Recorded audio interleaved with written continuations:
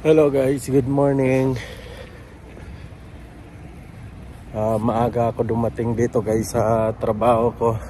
Kaso wala nga ako talagang susi. Punta ko mamaya si Sir kung may susi doon. Dito pa. Tingnan ko dito kung may mga bukas.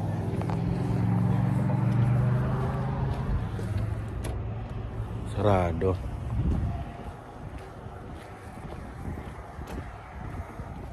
Tingnan ko kung makapasok ako dito. Kasi sabi nila bukas daw lagi itong pinto dito. Tingnan ko. May bukas nga. Wala, sarado to. Mga nakalak din. Antay na lang ako ng mga kasama ko. Makakapasok namin guys alas 6. Ang oras is 5:35. Ko 5:40 na.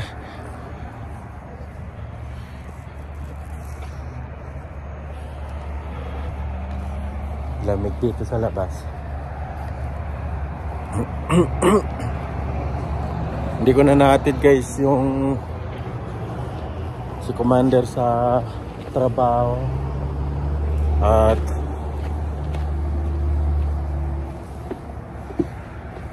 nasundo sa taxi na lang yun. Antay na lang ako dito sa labas. Wala naman ako nakita ang sasakyan pa ng kasamaan ko dito sa loob. Baka wala pa nga sila. Antay na lang ako dito sa loob ng sasakyan guys. Ayan.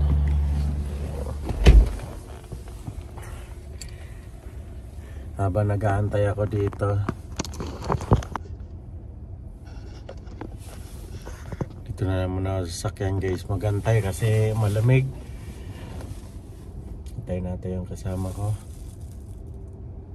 Nag-message naman ako sa kasama ko kung nandun siya sa loob. Wala naman reply, siguro tulog pa.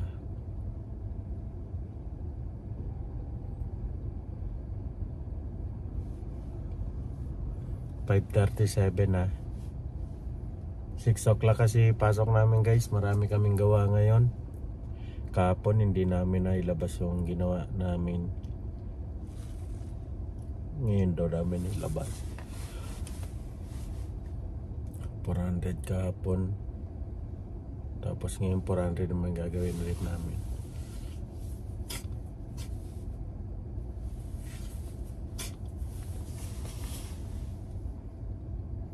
Baka napaaga lang yung pagdating ko guys. Napaaga siguro yung dating ko.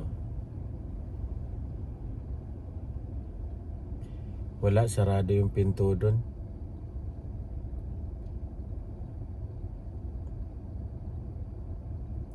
Kasi ang pasok dito guys ng mga alas 8 pa. Yung regular pasok talaga dito. Kaya sarado yung mga pintuan doon.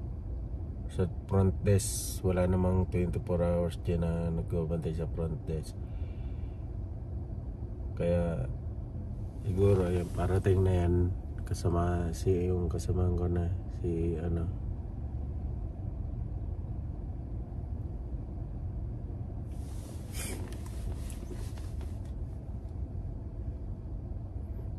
si Jorem na yan. At si Bro Jojo. Dumating na si Bro Jojo.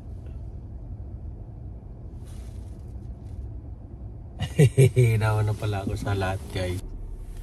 Hello guys. Tapos na. Pauwi na kami. Pumasok kami ng 6 o'clock. Katapos kami na 6 AM. Nakatapos kami ng 10:40 ng umaga pa rin. 6 AM natapos kami 10:40 AM. Ayun, uwi na kami.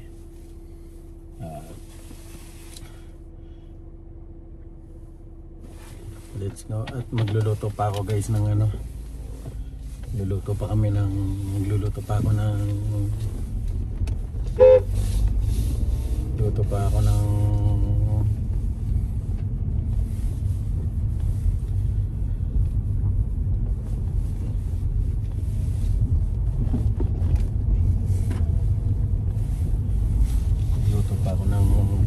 sinigang na pork chop.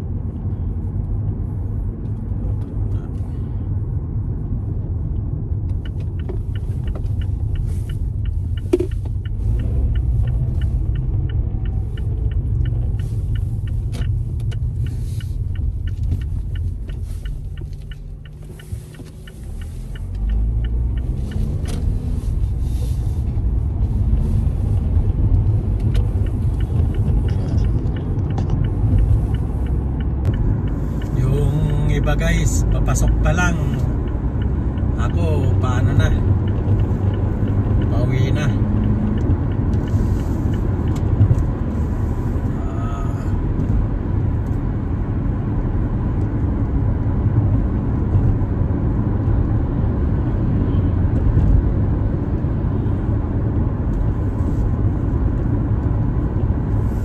Siguro mga tulog pa yung mga bata.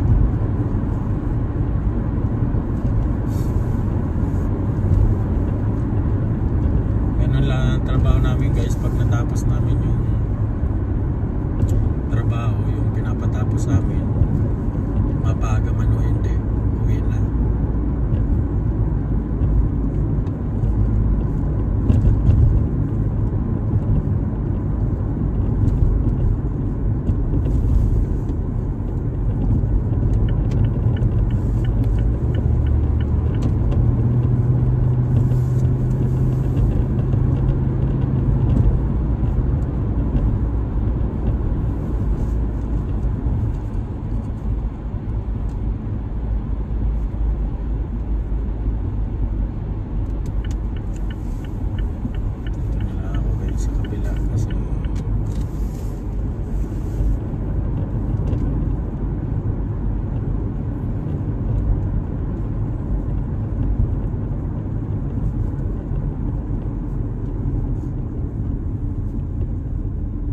Guys, update ko kayo pag nasa bahay.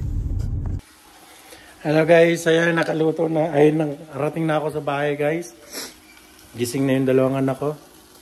And pinapakuluan ko muna guys yung baboy. Kasi dito guys, kailangan, pag ako nagluluto kasi guys, pinapakuluan ko na tapos tinatapon ko yung sabaw kasi para mawala yung lansa. Yung mga karne kasi dito guys, talagang yung lansa nung karne ay dumidikit na sa laman.